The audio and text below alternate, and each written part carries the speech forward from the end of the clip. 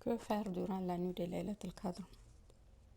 Le prophète sallallahu alayhi wa sallam nous a dit: celui qui veille en prière la nuit de Laylat al-Qadr, mu par sa foi et comptant sur la récompense d'Allah, tous ses péchés antérieurs lui seront pardonnés. Donc la prière avec concentration, avec foi, avec espérance en l'accord et en la miséricorde d'Allah subhanahu wa ta'ala. La deuxième chose qu'on peut faire, c'est la lecture du Coran, mais pas n'importe quelle lecture.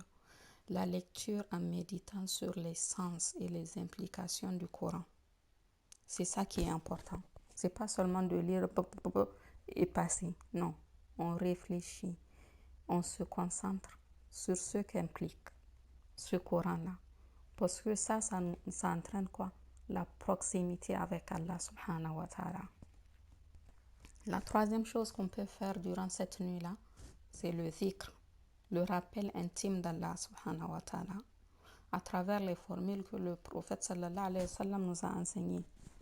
Subhanallah, Alhamdulillah, Allahu Akbar, La ilaha illallah, La hawla wa la quwwata illa billah, le istighfar, astaghfirullah wa atubu ilayh, La ilaha illallah, wahdahu la sharika lahu, lahul mulk wa lahul hamd wa huwa ala kulli shay'in qadir. Faire de l'aumône durant cette nuit bénie. Essayez au moins le minimum, suivant ce qu'on peut, c'est de faire rompre un jeûneur. Déjà, n'importe quelle nuit de Ramadan, si tu fais rompre un jeûneur, tu as la récompense de son jeûne sans qu'on lui enlève quoi que ce soit à son jeûne à lui.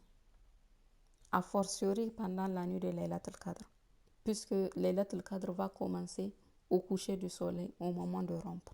Donc si tu fais rompre quelqu'un, tu as la récompense de son jeûne, mais compter pendant plus de 83 ans. Et faire une aumône. Faire une aumône ou lier le lien de parenté. Appeler quelqu'un que tu n'as pas appelé depuis longtemps, quelqu'un qui est proche de toi. Demander pardon à tes parents ou à tes enfants ou à tes amis à qui tu as fait tort.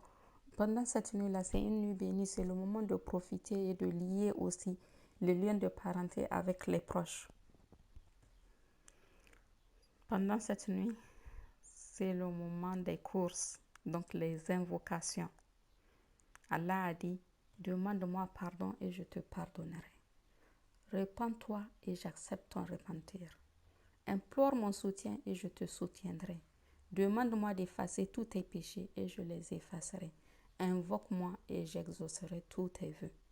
C'est le moment, c'est le supermarché. Y a-t-il une invocation spécifique pour Laylat al-Qadr? Oui. Aïcha radiallahu anha nous a informé qu'elle avait demandé au prophète sallallahu alayhi wa sallam: Ya Rasulallah, si je savais que c'était Laylat al-Qadr, que dois-je dire durant cette nuit? Et le prophète sallallahu alayhi wa sallam lui a dit: dis, ô Seigneur, tu es le tout pardonnant et tu aimes le pardon, alors pardonne-moi. Allahumma innaka afuwun tuhibbul afwa fa'fu anni. Allahumma innaka afuwun tuhibbul afwa fa'fu anni. Oh Allah, ô Seigneur Allah, c'est toi le pardonnant, le tout pardonnant. Al-Afu. Tu aimes le pardon, tu aimes pardonner, alors pardonne-moi. C'est ça. Allahumma innaka afuwun tuhibbul afwa fa'fu anni. C'est l'invocation phare de ces 10 dernières nuits. Et de tout Ramadan d'ailleurs, mais particulièrement de ces 10 dernières nuits. Parce que c'est quoi Al-Afwa? Al-Afwa est différent de Maghfira. La dernière fois, nous avons parlé de Maghfira, du fait que c'est comme si c'était une protection pour éviter de refaire les péchés, mais aussi une protection contre le feu de l'enfer. Mais quand Allah il t'accorde la Maghfira par rapport à un péché que tu faisais, ce péché-là, il a été inscrit dans ton livre, il restera inscrit. Mais Allah, il met que il te pardonne ce péché dans le livre. Alors que Al-Afwa, la particularité, c'est que si Allah il te pardonne ce péché-là, ton péché, à travers Al-Afwa, il l'efface de ton livre comme si tu l'avais jamais fait. Donc, Al-Afwa est beaucoup, beaucoup plus puissant que Al-Maghfira. Et quand le prophète sallallahu alayhi wa sallam t'a dit Man kama laylatul qadr imanan wa ihtisaban ghufira lahu ma taqaddama min dhanbihi.